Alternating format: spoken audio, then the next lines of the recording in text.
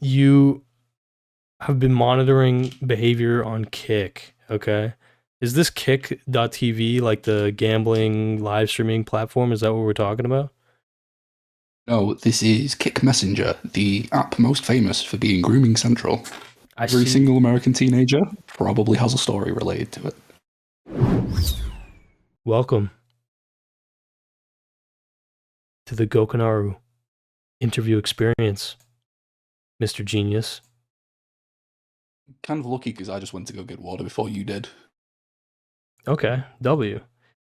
What accent am I picking up on right now? You are picking up English, specifically Mancunian. Okay. All right. And what exactly, is there anything specific you would like to talk about, or is this do you want me to kind of carry the direction? What's your vibe right now? There'll probably be a few basic questions to kind of Okay. gauge how deep I can get into things. There'll be a little bit of preamble before we get to the meat and potatoes, just to kind of lay out the scene. Okay. Sounds good. So what are your interests? What are your prime kind of what do you do, in life? You don't need to get specific if you don't want to, but I'm trying to get some context for who exactly I'm dealing with here. Usually, I do a lot of things related in media. It's mostly freelance and ends up shifting every other day. Nice. Outside of a job, mostly philosophy or things to make you think. Fuck It is yeah, dude. always a wonderful way to cleanse one's mental health, give you Yeah, a new perspective. facts. I completely agree. Yeah, no, I honestly, because that's the whole thing, right? Like for me, especially, at the ripe age of like 17-ish, trying to decide what I wanted to study in like secondary school or whatever. Uh it was tough because I'm definitely oriented in a direction that's more kind of like social sciences, I guess, or whatever you would say. Like, yeah, philosophy is very interesting to me, like whatever, literature, shit like that. But that's often not really viewed as necessarily like practical or whatever. But I find that as I grow older, I realize that like a lot of not just inspiration, but like a lot of the things that I learn in my life are kind of inspired by the things that I learn kind of academically, or like at the very least, you know, the uh the philosophy that I intake, I find does enrich my life. Like it absolutely, in my opinion, makes my life better. Like it's totally a useful thing for me to learn. Not in the sense of like, oh, top 10 life hacks to, make money or whatever. It's more in the sense of like, it makes me feel like I have like a much more like coherent or fulfilling fucking existence, if that makes sense. So yeah, You studied marketing, right? what's that? You studied marketing, right? Yeah. See, that actually gives you a surprisingly unique skill for, well, not unique, but a good skill for YouTube, particularly drama. Yeah, To yeah. unpick a lot of double speak a lot of the time. It's usually good to know how that shit starts. Interesting. Okay, go into that. What do you mean by double speak? Well, take a classic YouTuber apology. A lot of the time, you have to usually pick through the words in order to figure out what someone is usually trying to do, where Yeah. they're trying to self accountability, where they're trying to make something seem a lot more significant to a situation than it is. Yeah. With marketing, you kind of like learn to accentuate the pros and hide the cons. Yeah. Yeah, I would agree with that. Yeah, I am definitely a bit better at identifying. You call it double speak, and that is what it is. But I would call it more like um, public relations kind of speak, if that makes sense. Like navigating a crisis and trying to say something without revealing what you're actually saying, if that makes sense. Um, but yeah, no, I mean, yes, it does help me. Like, I do think that, studying marketing did help me, I guess. The thing that I would definitely say it helped me with was um, understanding how to like present something in an enticing kind of way, if that makes sense. So like for the Sneeko video, I basically had a marketing campaign for that, right? And that marketing campaign was the White Rabbit fucking prank that we did. You know what I mean? Because my whole thing was that fuck, I don't know that this video is intriguing enough, or that it's like, because all so many videos had been made about Sneeko, I was worried that it would just be ignored. And so I basically had to kind of organize a marketing campaign, which ended up being the White Rabbit thing. Yeah, but anyway, I don't want it to be me talking here. I want to hear your insights. Well, firstly, didn't you say you wanted to grab water and stuff before this started? Yes. Okay. You have 5 minutes, 3 to 5 minutes of unfiltered conversation that you can have with my chat. You can say anything. I will not be double checking this. You can literally say anything. I'm fucking trusting you, bro. Please. Okay. Bye. All right, chat. I'm not going to get anyone banned. The, this is kind of weird because on the side, I help out with a call line show. One of the biggest things I always tell guests when they go on, don't read chat. So I'm breaking my own rule here. We're going to see how it goes, but you guys are usually quite nice. You guys are quite quiet, lovely and philosophical. What are we saying?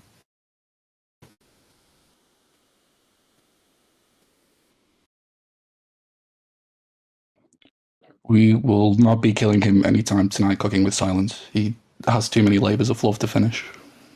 But maybe one day.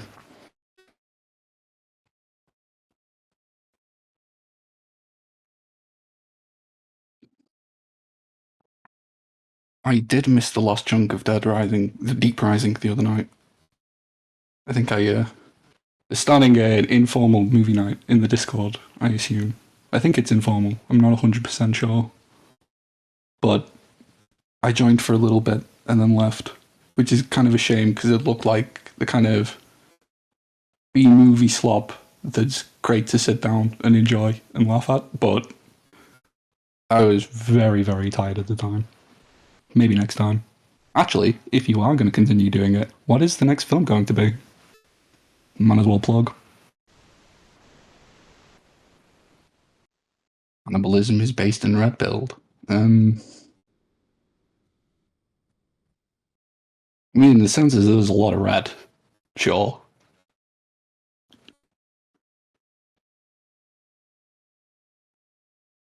But you don't really want to be the person who decides to accidentally try human flesh and then get the world's first recorded, like, insane disease. Daisy is going to try to do more X Files if her internet allows. So that's what to look forward to when you join the Discord.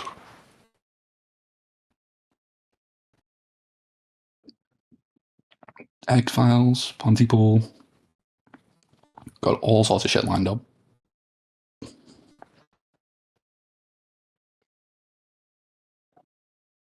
Why can't we just advocate for people to be multivitamin pilled?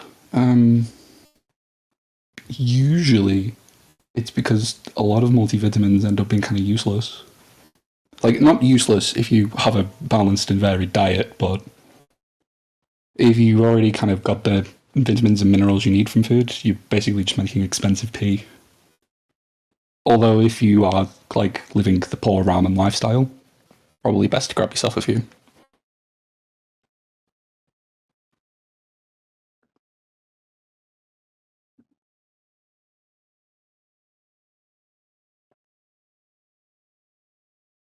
See, when you know you're alone and you've got a stream running, people are watching, you don't know what's going to happen next. You get this, like, not pit, you get this pull that makes you think, oh god, it's dead silence. We need to fill this silence. We can't be content with just being quiet and nice. We have to entertain people. Jangle those keys. Do I secretly hate Gokanaru and want to wear his flesh? Not wear the flesh, but hate a little bit in the way that when you meet someone who has a great artistic vision, you're always disappointed that they aren't able to give you what you want. They just they have to take their time honing their craft and making their pretty pictures. But we're impatient. We're hungry. Hungry little capitalists, and we need our 99% cheeseburger.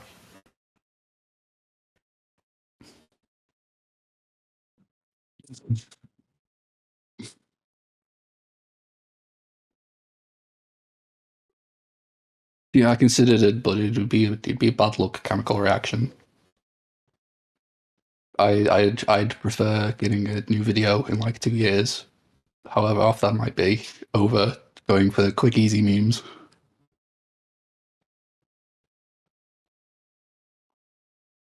Oh, and Brett Call, I assume you mean me. I usually have out just kind of boring. A lot of people aren't that big a fan unless they're having other things. Usually a texture thing, but I'm usually a big fan. Hello. I'm sorry, Butters. Oh, How, hi. how's it going? Existing in the stream of consciousness of streams. Okay. You ever What? get that? You ever get that feeling when it's this kind of dead silence when you're streaming, and you get this urge that you need to talk and fill What? the void? Of course, bro. That's the entire name of the game is filling the space in between, man. You have to make it feel like it's flowing. The Yeah, I usually fill that space with like making a goofy ass face or something, but I understand that that's not exactly in your wheelhouse at the moment. Um what philosophies are you interested in? I spent a lot of time as a teen very not obsessed but infatuated with nihilism and existentialism. It's Interesting. it's actually a boon.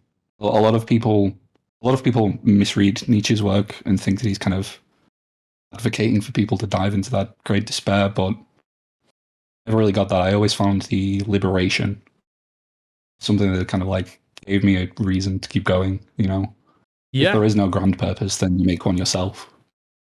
Okay. All right. Right off the bat, I like where you're going with this. I like the vibe you're approaching this with.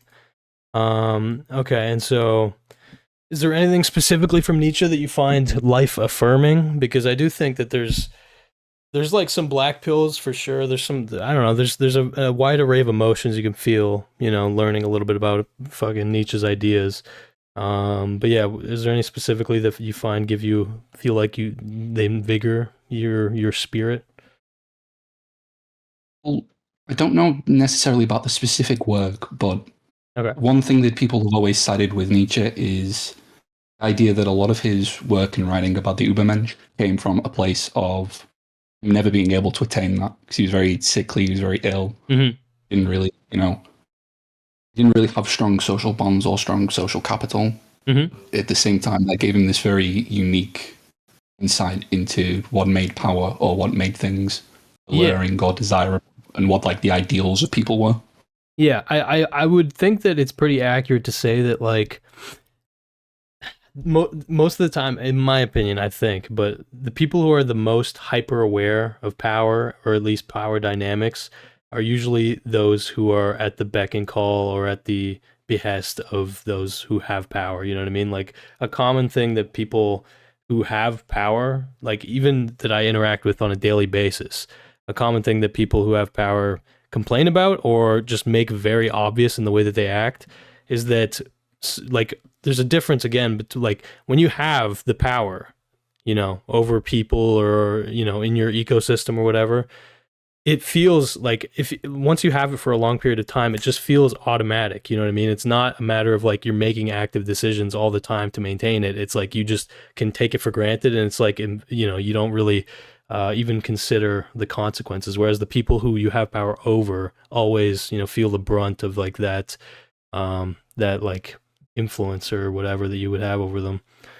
But yeah, so I would agree with what you're saying, which is basically that Nietzsche does seem like the type who had no fucking power in his life, and so he spent a lot of time thinking about the nature of power and what it would mean to have it.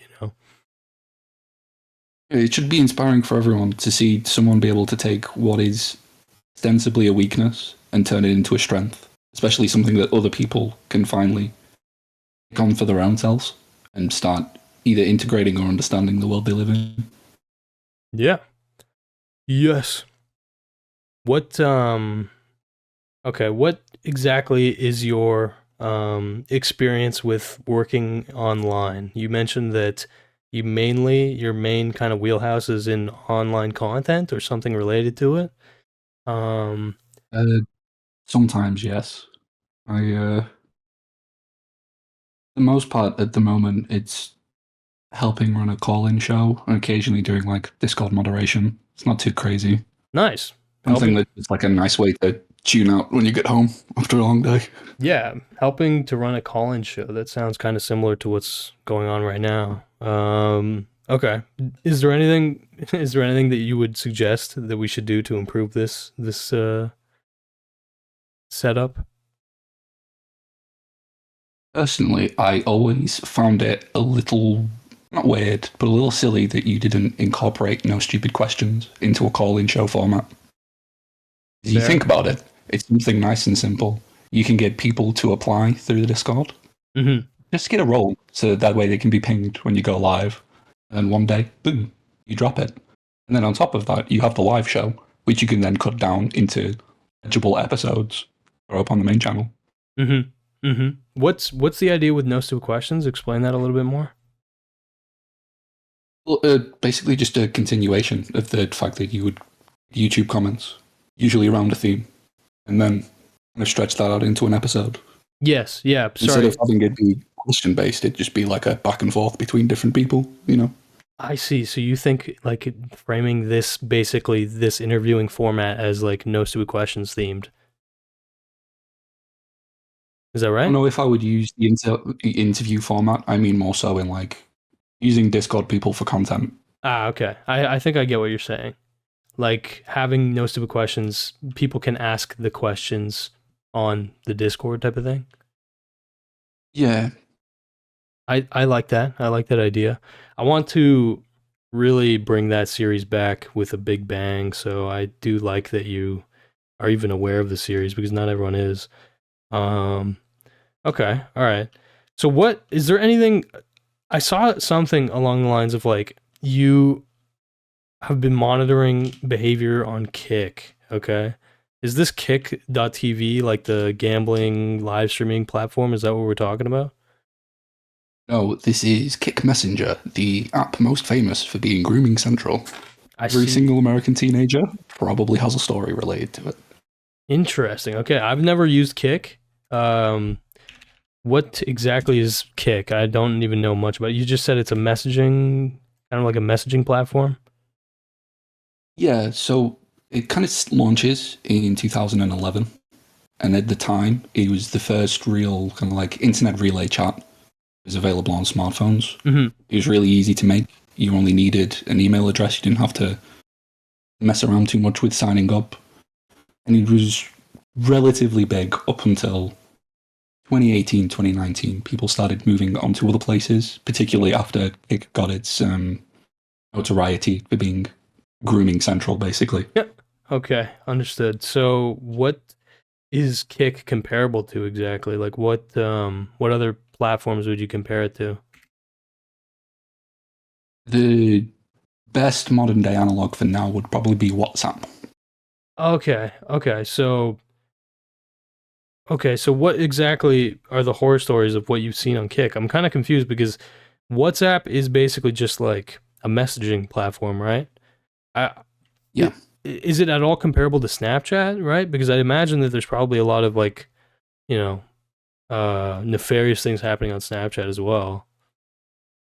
There are some parallels, yes. One of the big features that Kik has is messages aren't saved on a cloud or on a server unless you're offline. So you go online, you receive a message, you log out of the app, all of that messaging history is basically gone. So Okay. in a way, it is kind of close to I Snapchat see, in I that sense. see. So this is like a primary kind of resource of predators because of the lack of traceability or because of the lack of history in the chats? Like what are the main appeals? Basically, that in before other platforms became very popular, it was basically the most anonymous you could be without like flashbanging someone on a Megal. I see. I see. Um, So was there any the random like aspects? Like was it like Omegle in that it pairs you with like random people online, or was it more of like a traditional messaging website? Like did you need to know the person or like know their email or something like that?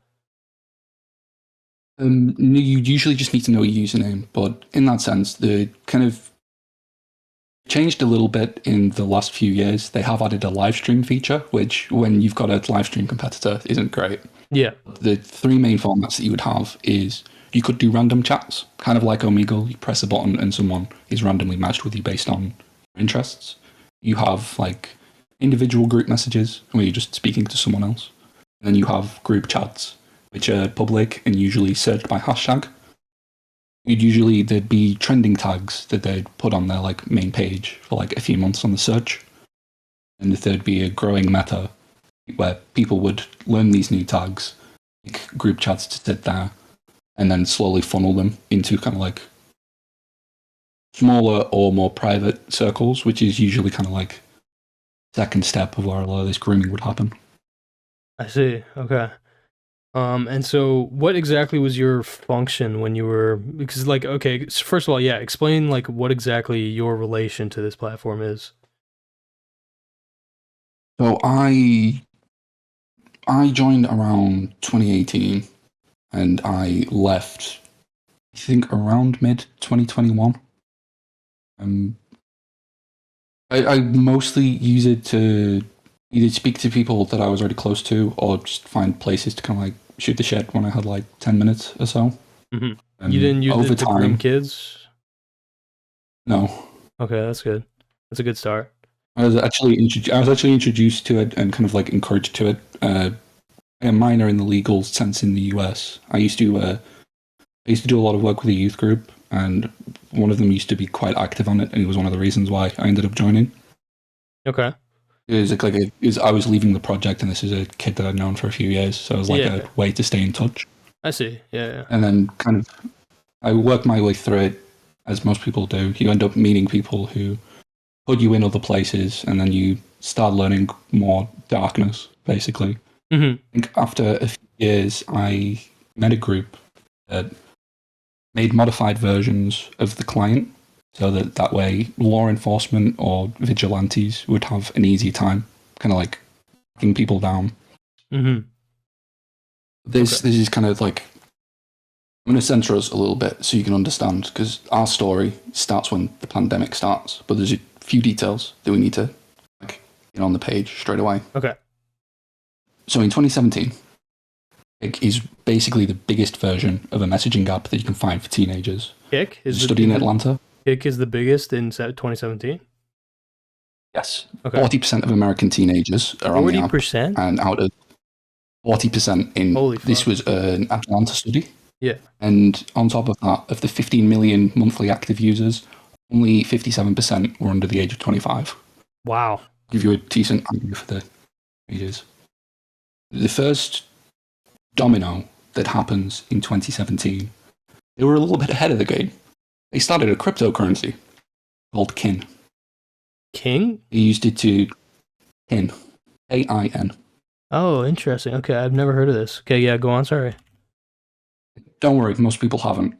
They launched this in the side, and they raise about 85 million in people buying it. This is like before Bitcoin has had its really big surge and managed to like hit like 50,000 or so. Yeah. Then in 2019, as people are starting to wane away from the app, the SEC decides to sue Kik because of their ownership of Kin, and they call it securities fraud. They say, oh, you're using this to raise money to keep your app going. This isn't actually about creating a security. Mm-hmm. It's quite funny because it's the main reason why we have a lot of the other legislation, but the knock-on effect with this is that they basically said, okay, we're going to have to sell the app. We're going to have to shut it down or sell it. And then they get a buyer in 2019, Media Lab. This creates three really big structural problems. Because first of all, they've not actually sold the app to this new company. They've given them rights to create changes and make edits, but importantly, they haven't given them access to things like moderation tools. They haven't given them access to basic admin things on the Play Store.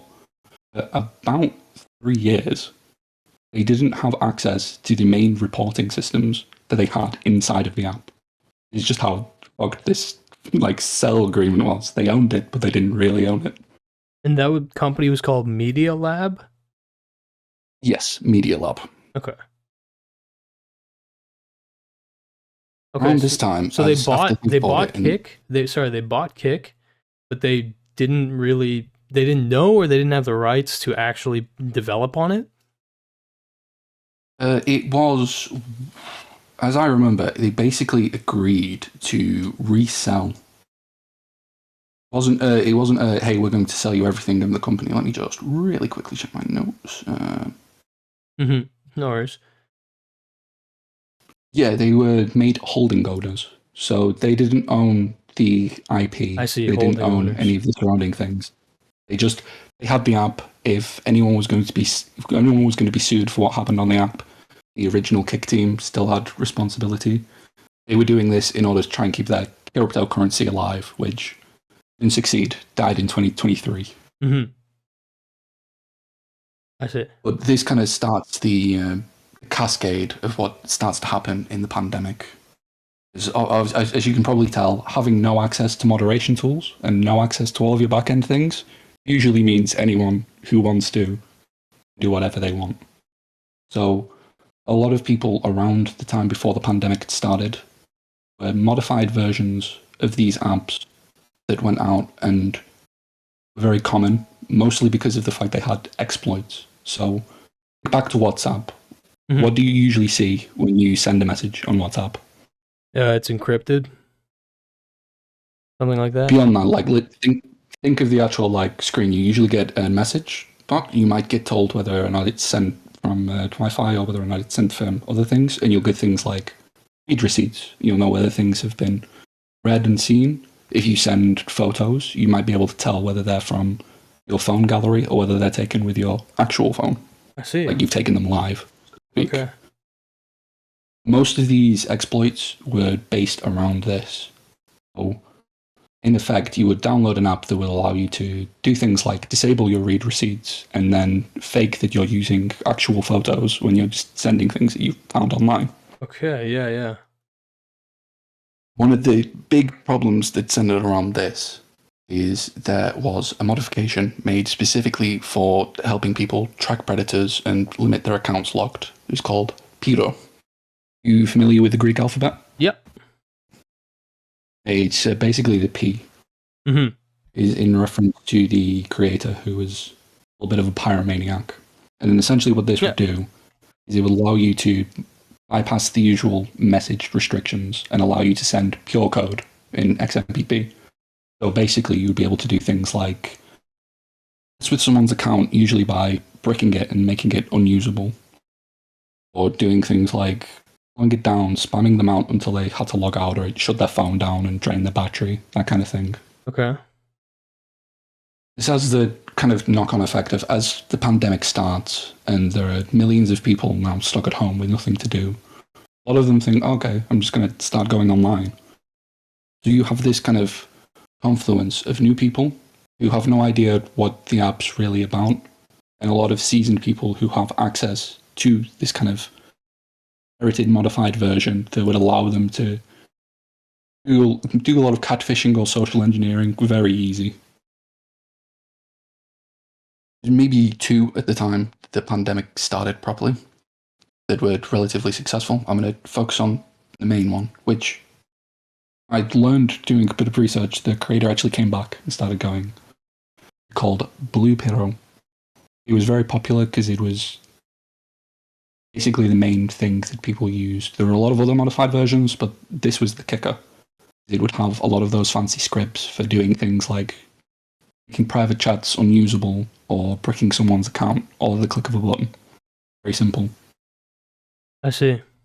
The kind of knock-on effect of this being really public is that, as I said before, you get a lot of people who suddenly don't know the rules of the game, and a lot of people who are able to mask their actual intentions. Mm-hmm. It becomes a lot easier, say, instead of having to bluff your way into, let's say you meet a 14-year-old and you start speaking to them, a very common tactic is pretend that you're around the same age, so that way they get kind of like a bond going. Right. A lot harder to prove that if you're playing by normal rules, but you can do things like just fake a selfie of a random 14-year-old you found on Instagram and then boom. Right. Yeah. Yeah, like socially engineer it. What exactly was the actual Yeah, basically. exploit? What was the actual exploit though? Sorry, I didn't fully understand.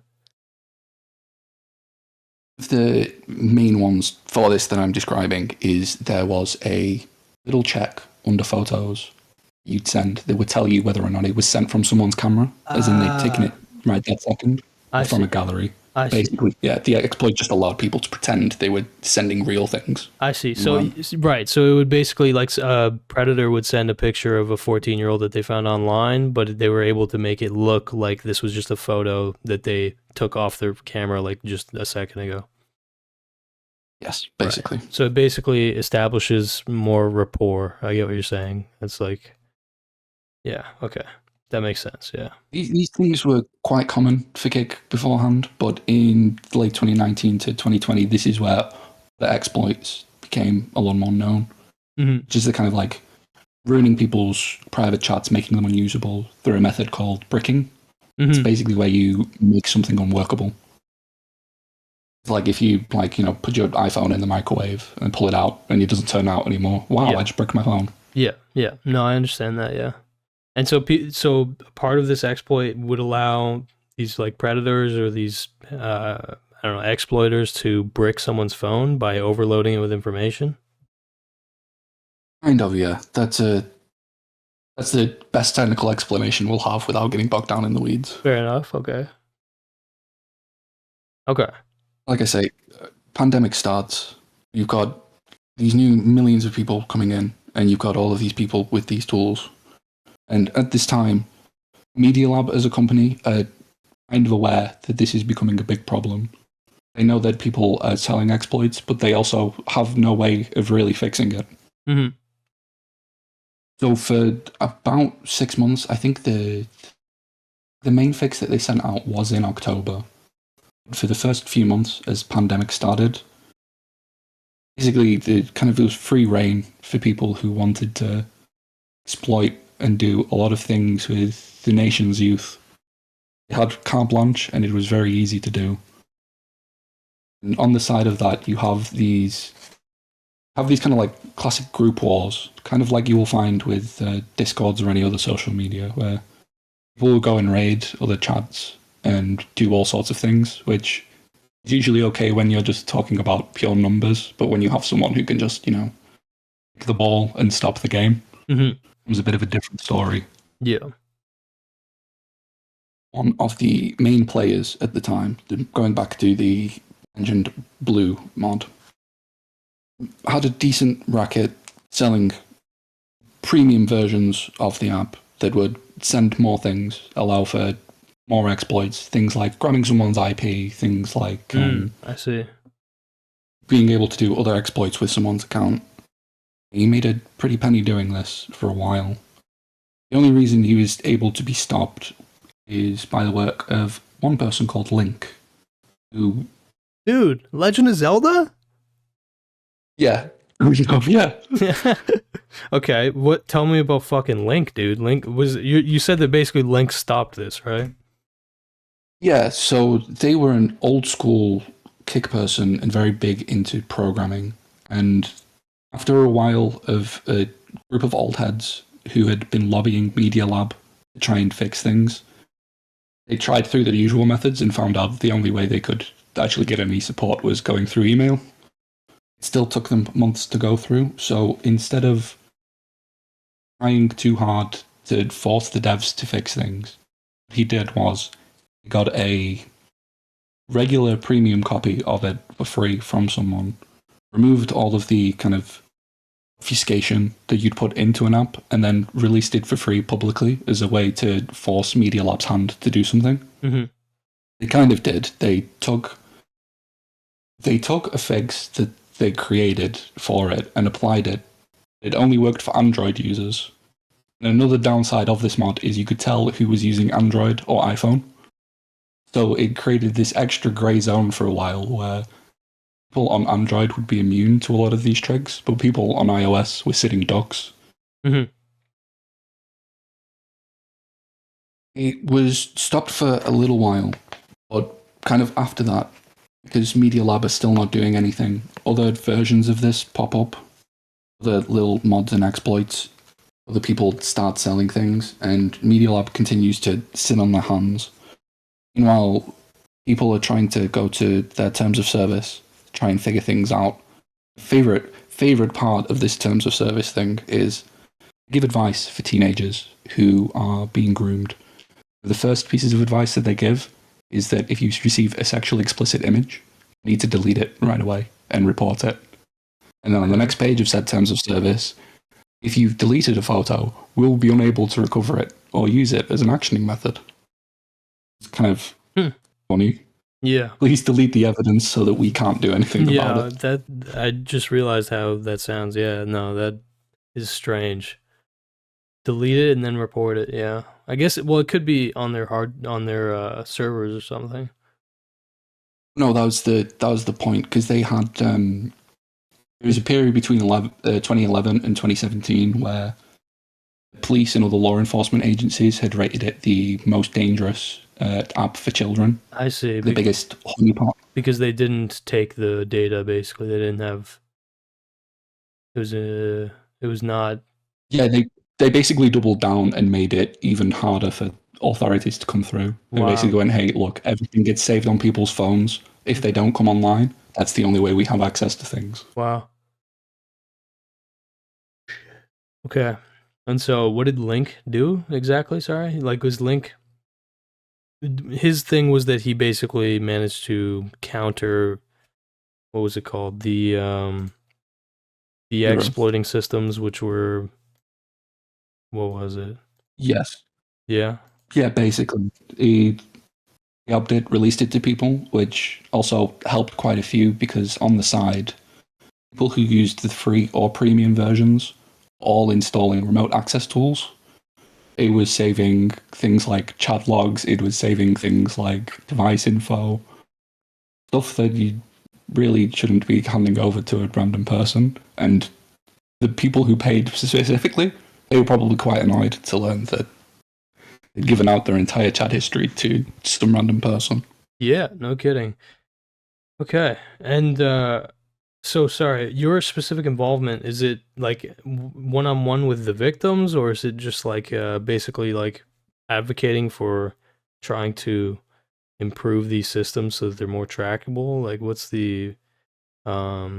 what was your main role? For me, it was mostly giving out, making sure people have the tools to not get kind of like either spoofed or bricked, and then also kind of I helped run a small little like bot that would help fix people's accounts if they received a message that would end up bricking them, so that way they'd be able to log back in. I see. Okay. Nice. Okay. So would you call that like technical support? Like what was the context of your, like what exactly got you into doing this? I had some free time in the pandemic, and I'd realized very quickly how much of a nightmare this would be out on the kind of like digital streets, as it were. Mm-hmm. I just kind of felt a little compelled to go out there and do something, because it's one of those where if a lot of people who are ignorant to the system, then the system can only win. The only way you can really beat it, if someone isn't going to go from the top down and do anything about it, is to make everyone aware, hey, these are the rules. Don't believe anything. I see. Hmm. Okay. Hmm. All right. And so, at what point did your helping with this like stop? Like, what was the time period that you were mainly doing this? Between mid 2020 to about April of 2021. Can't remember when they announced their live streaming platform part.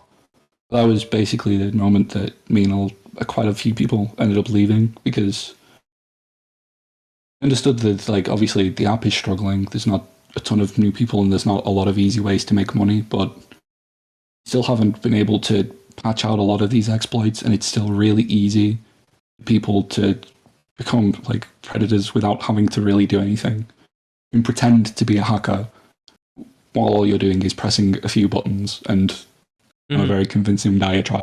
And Yeah, their solution to that is to add live streaming. Like, okay, that's funny. you Yeah. don't give a fuck, so all right.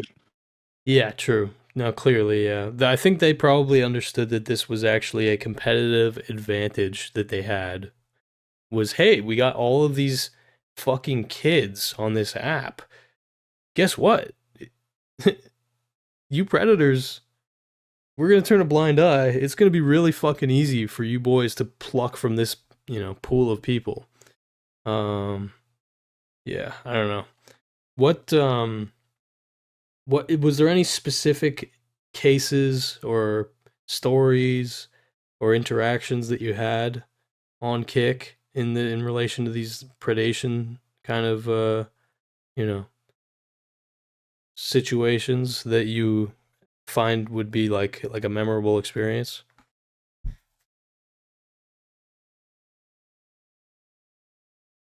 Overall vibe, it left me very demoralized I see. because I knew a lot of people who grew up kind of like in their teens on Kick, and they saw the problem and did a lot of things to help. And there were groups of people who were professionally trying to find these creeps Mm-hmm. and get some kind of law enforcement response. But almost every time they would get stonewalled.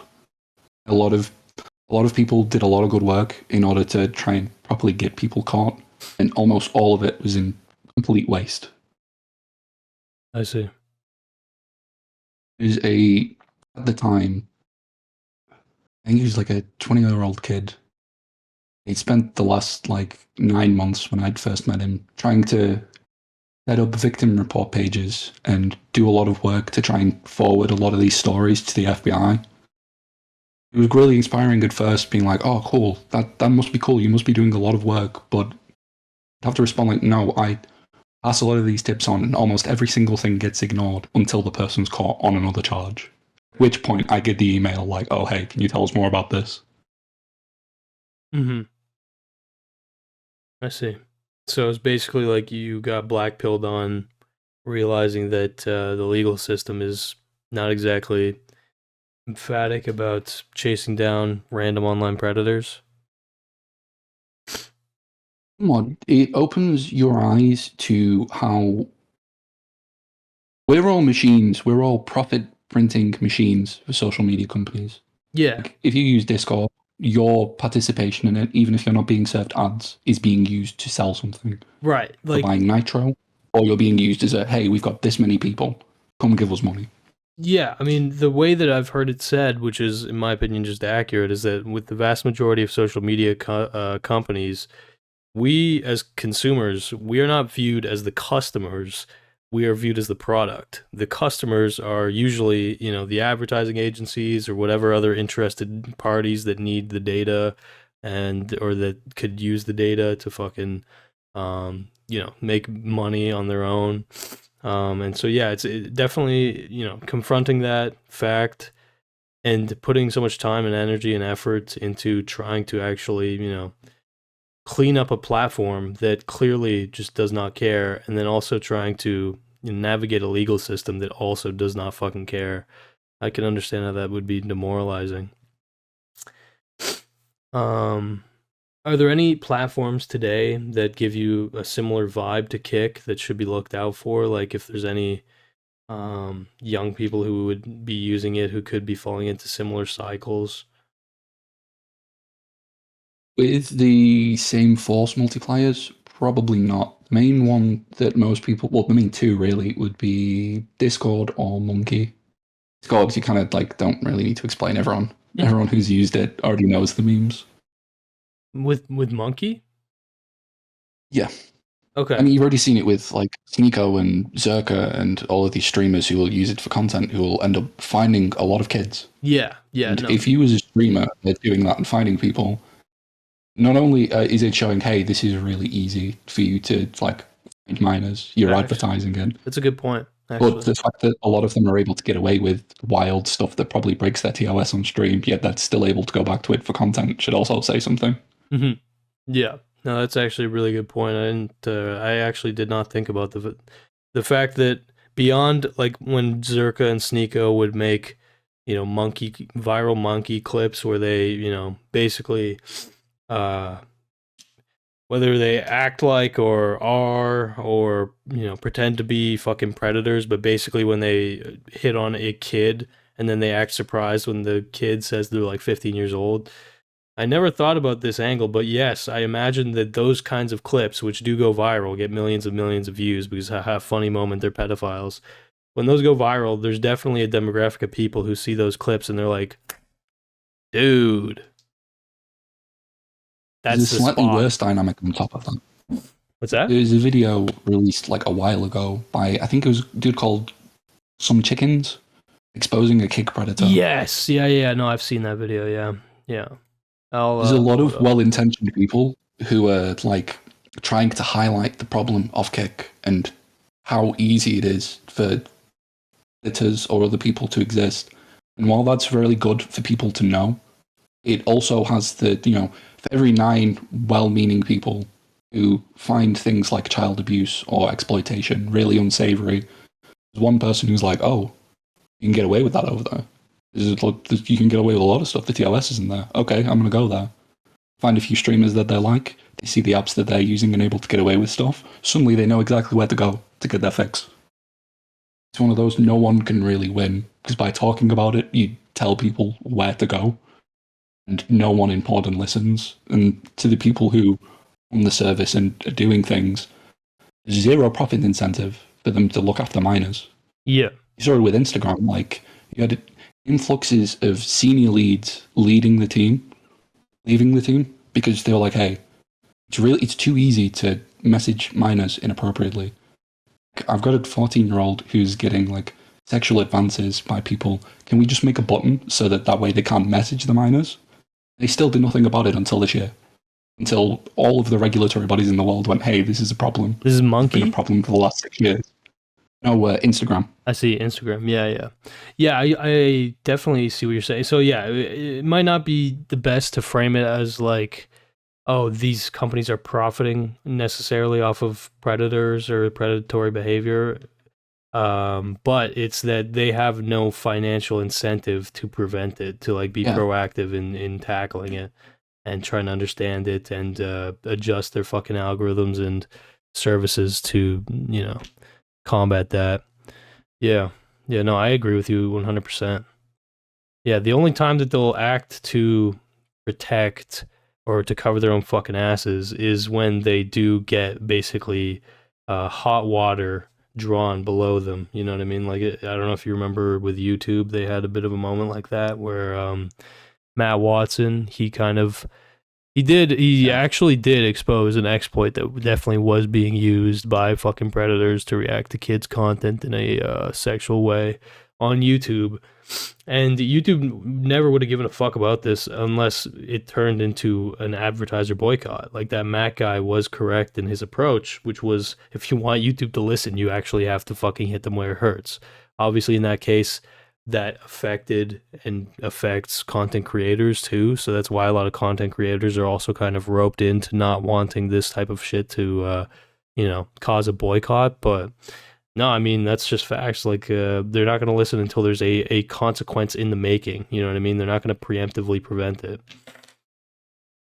One thing that worried me about that situation and worries me about future ones is there is a profit incentive for every creator, even if they see good side of having a boycott that forces YouTube to change things.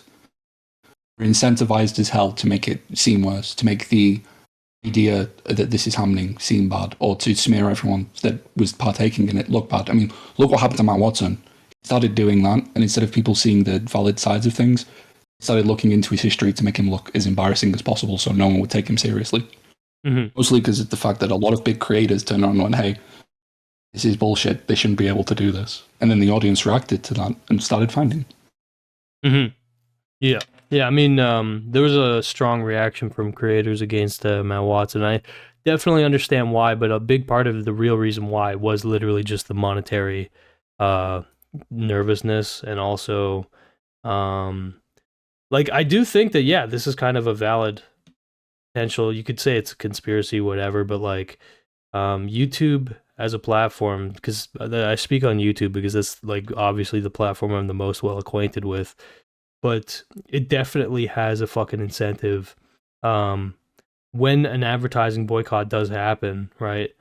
Now it is a precedent has basically been set where like content creators will fervently resist any kind of like actual accountability being brought to YouTube Corporation, because YouTube Corporation being brought to accountability has a direct negative impact on them, right? So like they have like the small business mindset, which is like, dude, this is gonna slightly fuck over Google Corp, and maybe the platform will be a little bit better, but my personal livelihood will get fucking rocked.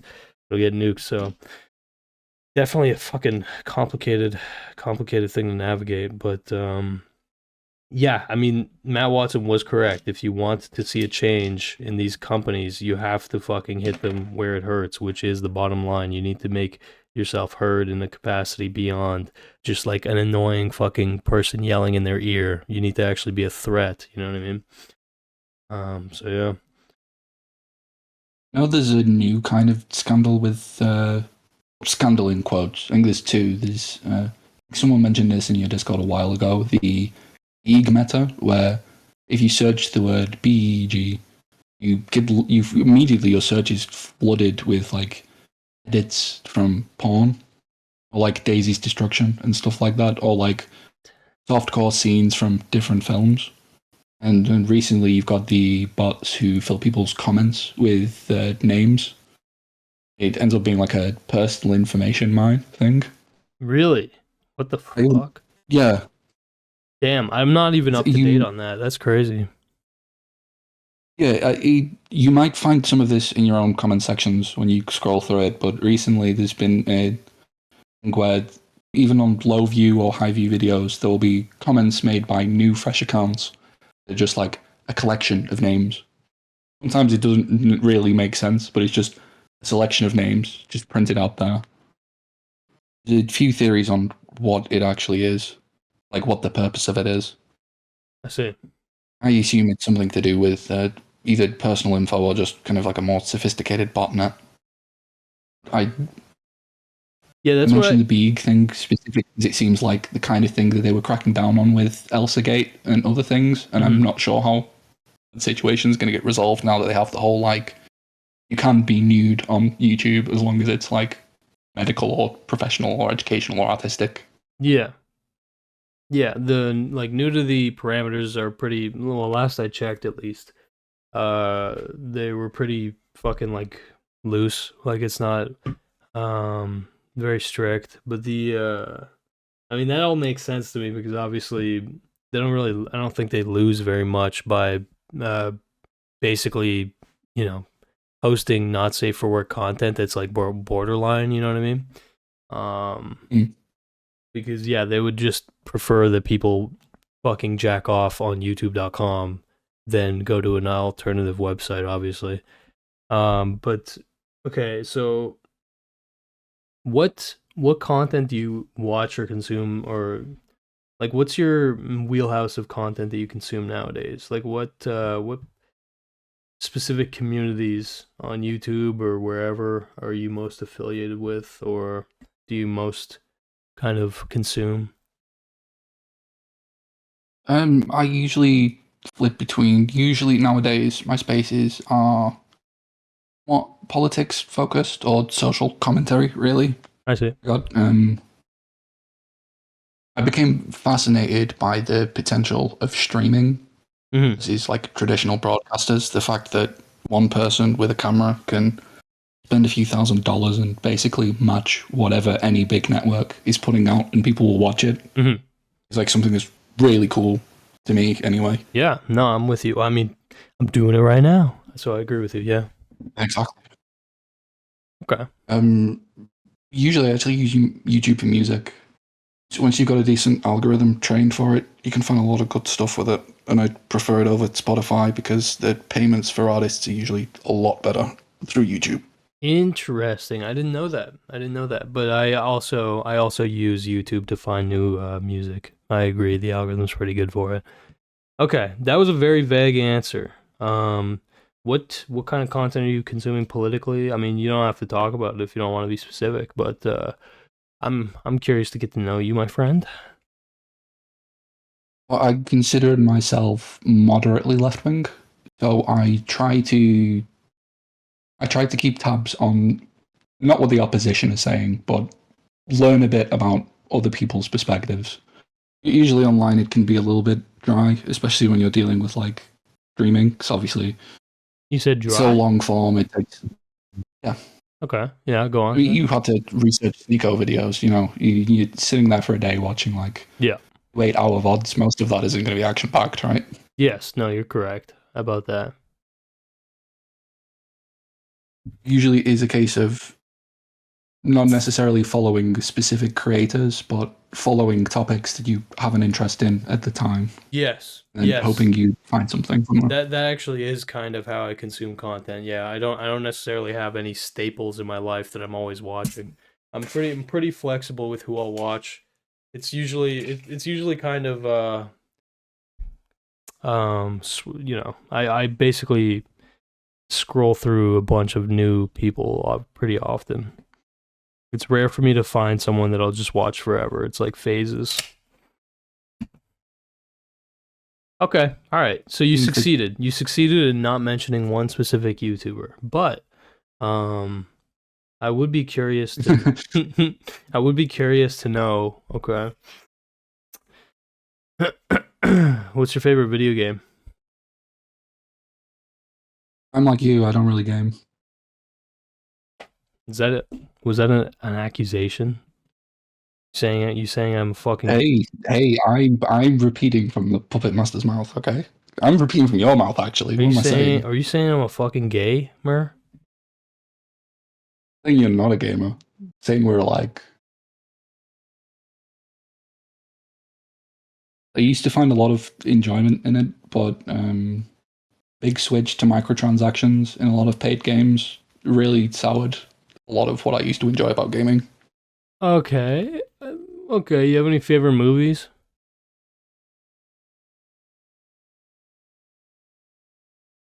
Depends on what mood you're in. I really enjoy a film called Filth. It's James McAvoy. People only really kind of paid attention to it at the time because he was like trailers came out and he was like cross dressing in it. Interesting. I really, I really like it because it's one of the best displays and examinations of what you'd call toxic masculinity before it became a buzzword. Ah, I see. Interesting. Okay. So he's like a I dickhead will warn cop. you if you watch it. Yeah, I will warn you if you watch it. It's not fun. Oh, is It it will depress you. Don't watch it on a really? bad day. Yeah. Is that fucked up? It slowly but surely gets there. It's not got a happy ending. That's about it. Ah, fuck. You're selling me a picture of yourself as though you're like there's a dark cloud kind of over your head, but do you find that you're generally a pretty inspired person? You find that nowadays you're doing better, or what's your vibe lately? Oh, like I said before, it's a lot of people a lot of people get depressed with deep or philosophical things. I usually quite enjoy it. I like being confronted with the fact that I'm gonna die one day. No one really cares about what you're doing right now except you. Mm-hmm. So you've gotta find a way to make it hustle. Mm-hmm. Yeah, okay. I think that's fair.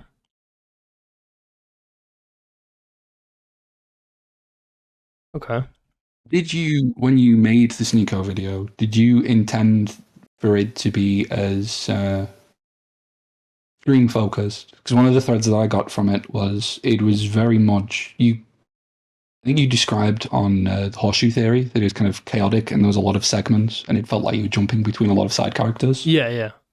I thought that actually worked perfect for what watching a streamer for a long time is. Yes, yes, Very yes. disorganized, it's very hectic. There's just shit going on. No, I was trying to simulate the experience of actually like following Sneeko during this period because it was so fucking chaotic. There was so many fucking people coming in and out of streams, and there was so many like so many aggressively uh edgy or offensive opinions just being presented as though they're like normal. You know what I mean? That it was such a strange thing because Sneeko got so desensitized so fast to the like the fucked up nature of some of the people and the opinions that he would have on.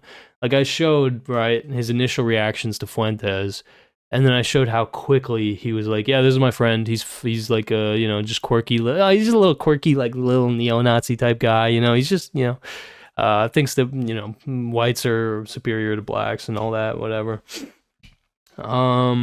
And so yeah, it was in a large way it was me trying to capture in as efficient a way as possible the feeling and the chaos of actually watching those fucking streams and being there for that transition. Because look, one thing that's just a fact is there was a period of time when like Sneeko did capture the fucking spectacle. He rode that Andrew Tate wave super successfully, and the energy that was present at that time was fucking undeniable, right? Like everyone was talking about him very suddenly, and so yeah, I was just trying to capture the chaos of that because again, most people heard about Sneeko because he was making so much noise that it was hard to avoid him. But if you were actually watching his fucking streams at that time, dude, it was a roller coaster. I totally understand the appeal if you're like a young fucking guy who doesn't necessarily have that much direction. It's like, damn, this is fun. It's exciting. All this offensive shit that no other fucking YouTuber is even allowed to talk about. This guy's just exploring it with all these fucking weirdos. I understand the appeal, And so I was trying to understand. I was trying to basically like present it in a way where it's like, oh shit. Like, okay, so there's the portion where I'm basically like pointing out all of his hypocrisy. It's like the first, within the first, I think, 20 minutes. It's one of the tightest and one of my favorite chapters because I'm basically like showing how quickly he swaps between his opinions. But the biggest thing that I was, because I remember I showed an early copy of this to somebody, and basically they said like, why did you put such like upbeat music? This is like fucking depressing. This is like horrible, right? And because you're watching this segment and you're basically seeing a guy go Dear sad British man, I suggest the song Important and also Hating Stuff by Ian McConnell when you get the chance.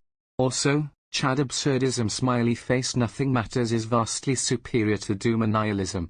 I say this with general platonic homie love. Nice. Sorry, I just got a donation that mentioned you.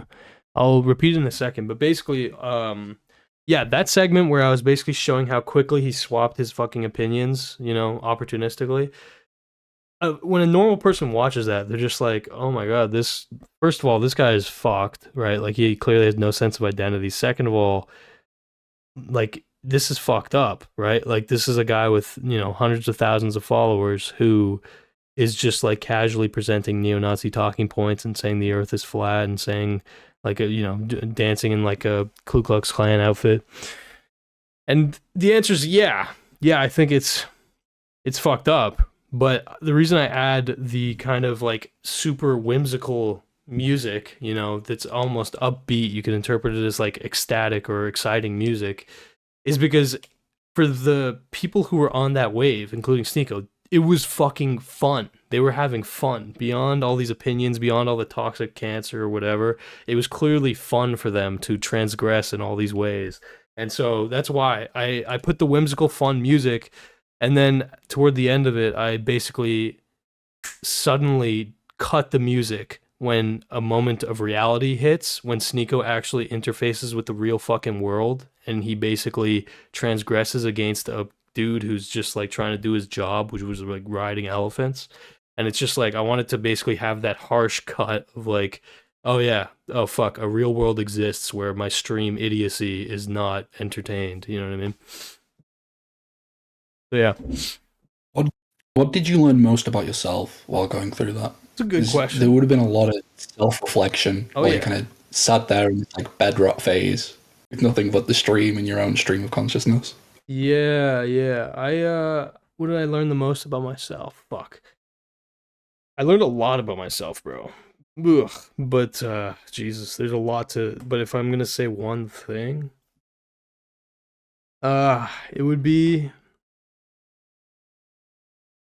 okay. It would be that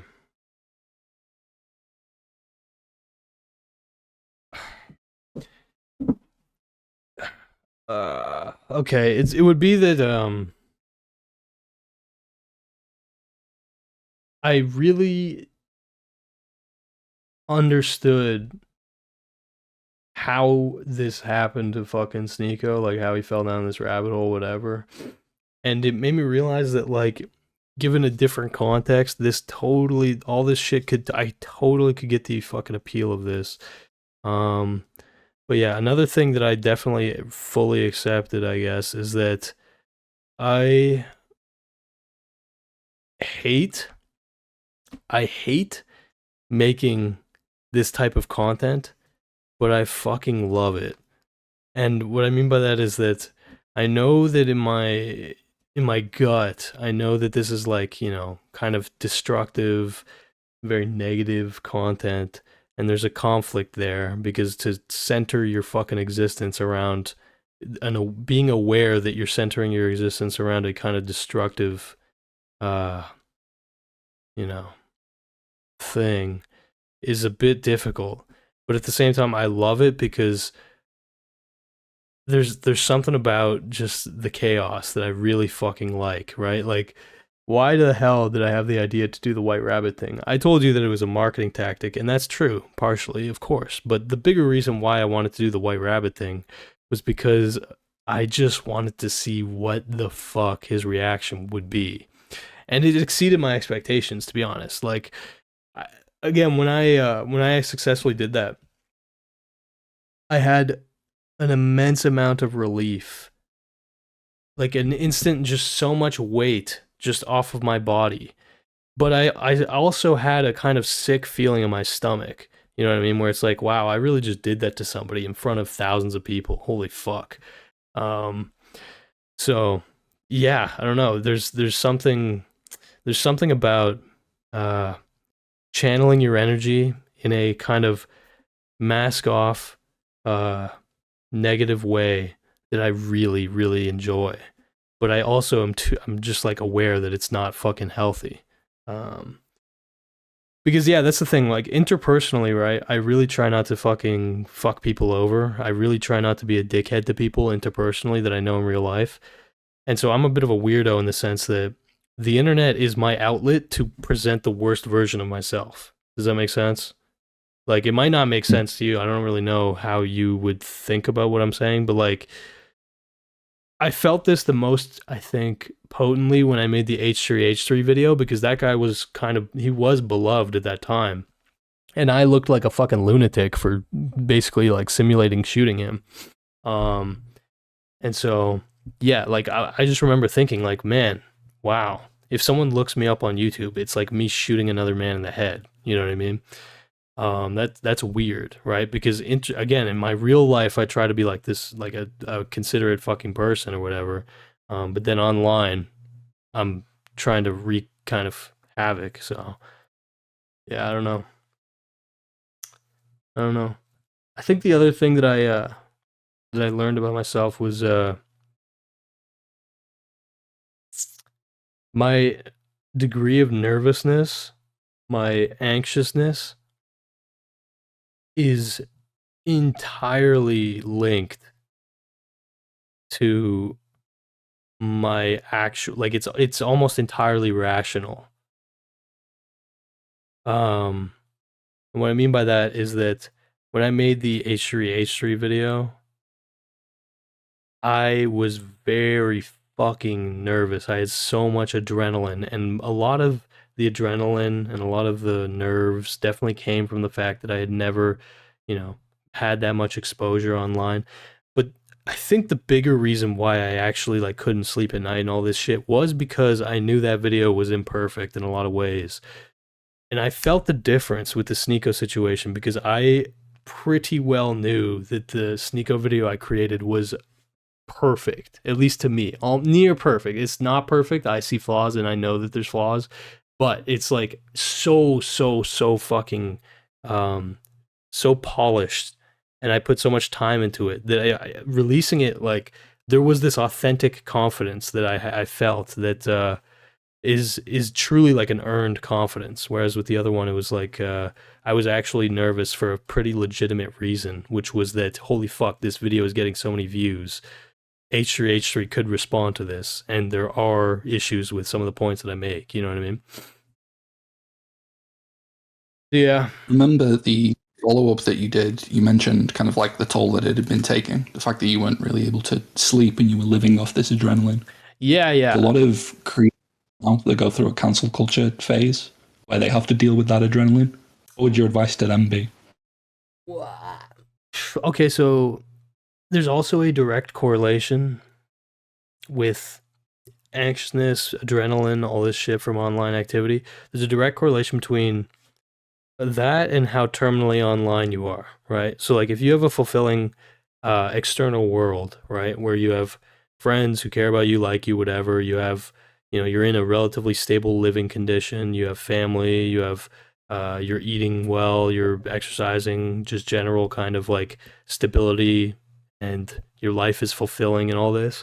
If your life outside of the internet is solid, then you are just way, way, way better equipped to deal with any kind of online controversy. Um, and again, when it comes to like at the time of me making the H3 video, it's like I'm a fucking college student, so part of me is like worried about, and I think this is a rational fear, but I'm partially worried about like some person in H3's audience finding where I go to school and like calling the fucking school and like getting me kicked out or some shit like that.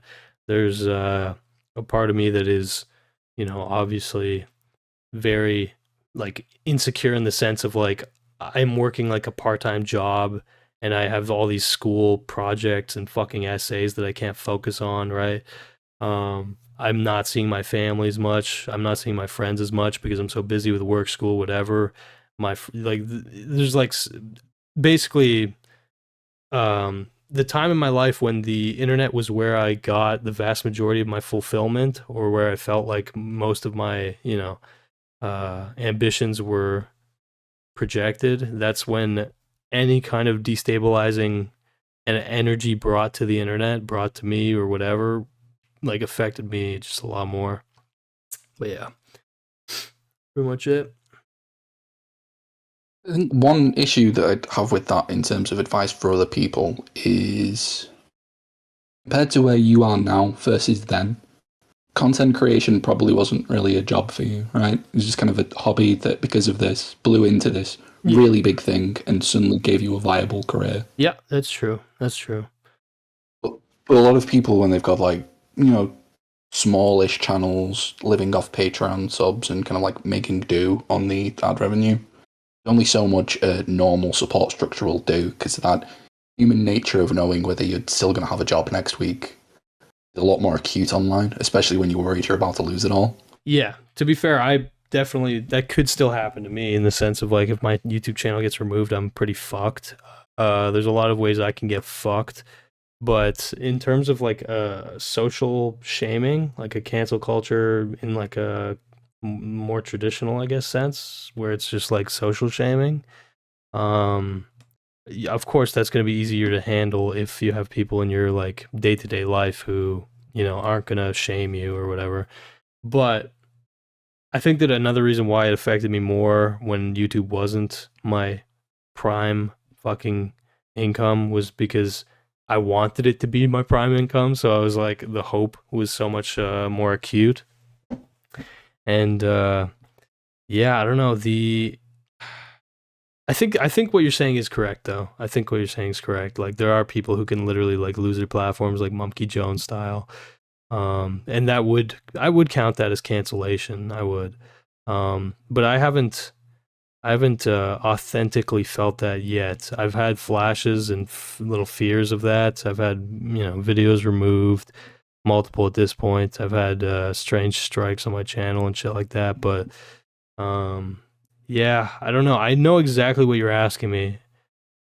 And the answer is I haven't really felt that yet. I have not been canceled by like an audience yet. You know what I mean? Like I haven't had the Twitter mob cry to a company I'm working with and have them cut me off, right?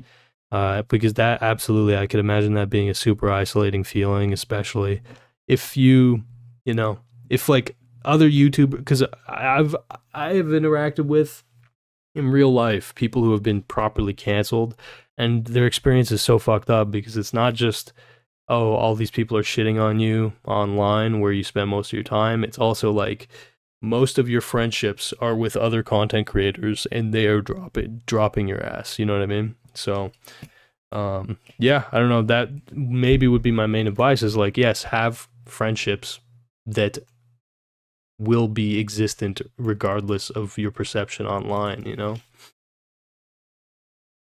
But yeah, I haven't. One more question before I go then. Yeah, no worries. How do you feel about it? Probably a bit compromising because not only are you a streamer and this is kind of like incentivized for you to give one answer, you've also had a pretty lucrative night tonight. How do you feel about the mechanism of super chats? Well, okay. So super chats. You see, I don't like super chats because that's Google Corporation's method of donation, which means that they get like 30%, I think, of super chats or something like that. And so that's why I advertise the Stream Elements link, because then 100% of the money goes to me. But how do I feel about like that as a function, like the ability for people, like individuals, to directly donate to me? Yeah. Yeah, I mean, I am definitely biased because, to be clear, like the vast majority of money that I've made on YouTube has come from direct support through live streams, right? Like I've never had a sponsor ever. I might, but I'm not that eager to, I guess. And I've barely ever made money off of AdSense. The first time that I've made serious money off of AdSense was the Sneeko video, actually. And even that was not really, like, barely covered the amount that I spent on the Sneeko video. So yeah, the main avenue that I've received support from has been through direct super chats on YouTube, through live streaming. And so yes, I think it's a great feature. I think that it can be fucked up in a sense if you, like, I would not want to lead somebody on, right? Like because there's obviously ways to exploit this. If somebody has a real parasocial fucking obsession and they're spending money that they don't have, and if they are like interested in you sexually or some weird shit like that, and you're kind of coaxing that, yeah, I do think that's like fucked up. But as a general rule, when at least in my case, right, like when people donate to me, usually they understand. There might be like some payoff. Like I do try to make it feel worthwhile in some capacity, right? Like if they want me to read pages out of a book, or if they want me to do like a little funny fucking bit or something like that. But I think that they generally understand that, like, okay, you give me money, that goes directly into videos. And so I don't know, I think it's a pretty honest relationship, I'd like to think. But yeah, it also, yeah, for me, it literally just basically enables me to make videos. Like, I am not joking when I say that Philip motherfucker, sorry, that Philip holy entity that graced our presence this evening, if it wasn't for that guy, there are a good amount of the cooler parts of the Sneeko video I just probably would not have been able to afford or been enabled to commission. You know what I mean? So, yeah, I like the super chatting feature. I'm a big fan. Personally, I think super chats are evil, straight up evil. Let's hear it. Let's hear the counter. You kind of touched on it there, but you kind of didn't for me. When you say that there's an honest system, that there's a way that people understand kind of what's going on, I think either way, you are still putting someone in a position where, sure, you might read their chats idly from a chat, but as you've seen with other streamers or even people with really popular chats, if you want to be acknowledged at all by your favorite streamer, kind of like, regardless of your position, if you want them to take you seriously, you have to give them money. You definitely want to be read. You have to give them money. It creates this perverse incentive for viewers who, obviously, your boy Phil won't have the same kind of worries as someone working like an average job who just wants to support their main creator or whatever. I think it gives a more dangerous feedback loop for the person who is donating, where suddenly their only value in the stream is not just the things that they're saying, but how much money they can put behind it. Yeah. And for streamers, I think it's impossible for you to, unless you already have the strong moral principle and you're 100% aware of things, I think it's really hard for you to not get led by the money. It only takes like right people in the audience with enough money to slowly sway you and get you into realms of thinking or modes of content that you might not have thought. Well, that's Wouldn't fact. be that surprised if part of Sneako's radicalization was because of the fact that he was able to make so much money through streaming, mostly through super chats. 100%. Yeah, 100%. That's the naivety of a lot of streamers, is that they think that because they are the streamer that they're in control, but your audience absolutely shapes your fucking brain. I try to be self-aware of this. Like, I try to own that fact. Like, I made it a meta meme that Phil is the fucking divine, like, controller of this stream now, you know what I mean? But there's like, yeah, meta meme, but it's also like, dude, he fucking dropped so much money on my head. I'll let him have fun. Like, I'll let him fucking get the other Phil guy banned. Like, it's fine. It's funny, I think. And obviously the Phil guy is not permanently fucking banned, but yeah, no, I think that it can be cancerous, and I think that it's interesting what you're describing, because a guy like Phil, okay, our boy, divine holy man, whom we, respect and trust and love, and who has been kind to us, a guy like that, right, like, who has that much money to blow or whatever, if they were to go into a fucking 18-year-old girl's fucking stream and drop that much money on her head, right? That can very, very, very fucking quickly become a very strange relationship, right? Because it's like, that's real power. Dropping $1,000 on a random fucking young person's head is a lot of power. You know what I mean?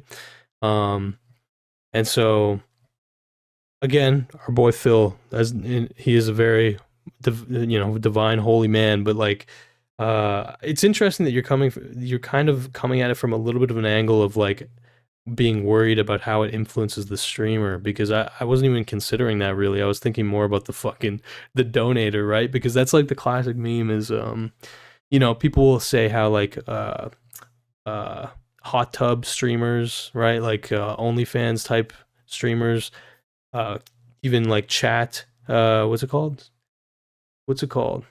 Just chatting. Say again?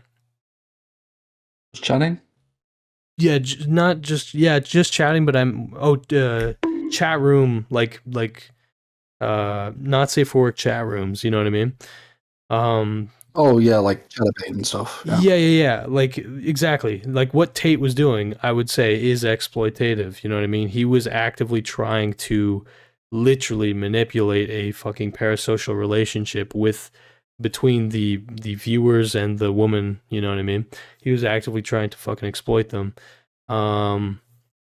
But yeah, no, I do think that money entering the equation absolutely changes behavior. You know what I mean? Let me think of an example. I don't know. I've had people donate in the past, and it's like there's like this weird kind of tension where they clearly want something from me, and I'm resistant to give it to them, and they'll slowly, just basically fuck off. But that's because I've been on the internet for as long as I have, and I've seen, that, oh yeah, you can actually just kind of be mean to people who are being weird, you know what I mean?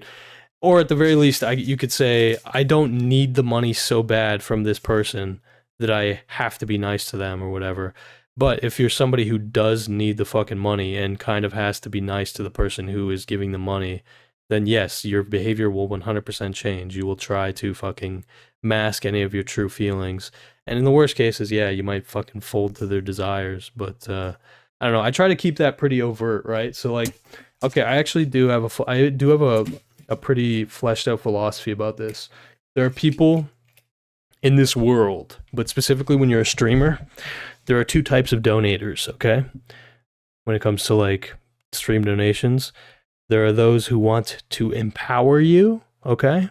Which basically means they just donate without much expectation, or it's like kind of, they donate and it's like, oh, thank you, man, I appreciate it, and they're just very gracious about it. And then there's people who donate to gain power over you, okay? And I understood this kind of dichotomy pretty early on, because I would have streams that are very, very in the lane of like, you can take power over me. I don't know if you've ever been or seen one of the torture streams that I've done, but that's kind of like the whole vibe of it, is like, oh yeah, you can donate $10 and I'll get an egg thrown at my fucking head.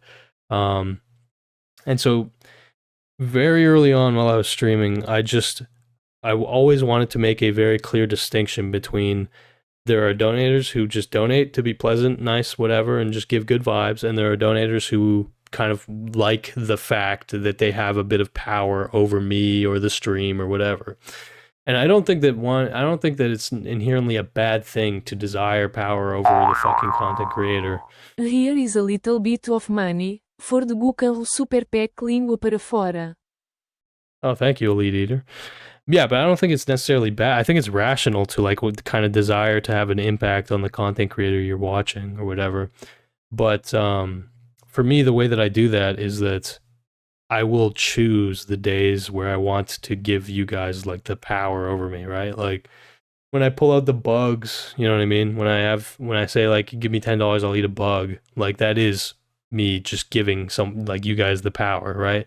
It's not coercive. I'm consenting to it, you know what I mean? But yes, I think that there are other streamers where that's not necessarily the case, and a lot of Sneeko's super chats ended up becoming like pretty extremist, like Groiper fucking super hyper religious types, you know what I mean? And that definitely influenced his thinking, right? Because it's like, oh fuck, this guy just gave me $300, and if I start shit talking, white people, because he's clearly a groiper. If I start shit talking white people, or if I, start being too sympathetic to the plights of immigrants or whatever, then this guy is not going to send me fucking money again, Yeah, it's a balance, man. It's a balance. You cannot get lost in the sauce. You have to try and forge your own identity. You have to understand what you are okay with and not okay with bending on. And I think I've done a pretty good job, but that's up for debate, I guess. I always worry about a lot of people see streaming and streamers themselves as like friendship simulators. Yeah. And given that we're going through quite a loneliness epidemic at the moment, I always worry about the kind of person who is very isolated, very shut in, and their only real social interaction is through streams, hanging out in the chats. Yeah. And there's this mechanism that will slowly seep in of, hey, you're a friend and you sat here around with the friends, but the only way you'll have a voice is if you dip into that wallet. Yeah. That worries me from a point of like, if we start setting the expectation in people's heads that money is an essential part of friendship, that's really hard to unlearn. Yeah. That's okay. First of all, if you're watching a streamer, that doesn't mean they're your fucking friend, obviously. Number one. Number two, you should aspire to have real life friends, like interpersonal, physical friends, whatever you would say. I know that I'm just saying that for the fucking chat. Like, this is something that I always say, as you're probably aware, which is that if you don't have any real life friends whom you can trust, whom you have mutual respect, then you're in a dangerous fucking spot, as you're kind of outlining right now. And yeah, I think that there are a lot of people who experience friendship on a transactional basis, much beyond live streaming, although of course live streaming too, right? But yeah, you can experience this in real life, right? Like if you have a decent amount of money or something like that, you can experience a transactional relationship. It happens a lot too with like dating or whatever. Like these things can become transactional if that's the way you enter them, expecting things to go a lot of the times, or if you don't know how they go and then it kind of gets fostered like that. I don't know if you ever heard the fresh and fit guys talk about their own fucking dating lives, but it's almost hilarious how much of a self-report they're making, because they're basically revealing that almost all of the relationships with women are entirely fucking transactional, like entirely transactional. It's sad, in my opinion, because it's like, yeah, okay, take the money out of the equation, and these people are not your fucking friends. They're not your fucking lovers. They don't love you, whatever. It's a conditional, very, very conditional relationship. And of course, you can argue all relationships are conditional. Yeah, but in my head, you wouldn't, like, having a relationship that is conditional on money is a weak relationship. It's one that can dry up. It's one that will not necessarily withstand the test of time. And so, yeah, you should be working to foster relationships that are less conditional, or that at least can survive if you are going through a really rough shit period, you know? But yeah, I don't know. Is there anything else like you want to say surrounding that? No, I'm gonna have to leave. Okay. It's been fun. All right. Thank you, man. Thank you, dude. Is there anywhere you would want people to follow you, or what's any last things you want to say? Just join the Discord. Hell yeah. Love each other. Dude, fuck yeah. Thank you, man. Yeah, I appreciate that. Yes, Right. this is our boy. This is one of our Discord moderators. Thank you. It was very nice actually properly interacting with you, my friend. And yeah, no, I can tell you have a very nice spirit to you, man. I appreciate it. God bless. There was one donation actually that was kind of directed to you. Let me just see. Somebody, oh yes, Lumi in the chat, who was the one that was having me read Faulkner earlier. Lumi mentioned that they suggest to you a song by the name Important, and also Hating Stuff. Okay. I can. I think they've tagged me in the Discord. Okay, perfect. Yeah. Okay. All right. Chad? I will listen and give you feedback eventually, Lumi. Hell yeah. Okay, Lumi, you had your moment. Okay. Thank you, my brother, for taking this time. I think you're like an hour past when you said you would have to get off, but I appreciate Well, that's you. fine. I did a little. See, I know what you're like. I told Daisy an hour earlier than I had to, just so that way you'd rein you in a little bit if you actually wanted to do it. That's genius. You're a genius. You're a genius. I can officially say that you're not almost a genius. You are a genius, because yes, it definitely incentivized me to call and talk with you earlier. God bless, Have man. fun with either Flop 10 or continuing reading. What was the first part of that? Flop 10. Slop tent? Yeah. That is what it is. People just use slop, but I don't feel like it's like snappy enough. Yeah, that's fair. I like call me fucking donut sloperator, dude. I'm the constable of slop. Yeah, all right. Okay. All right. God bless. Easy, dude. Have a good night, bro.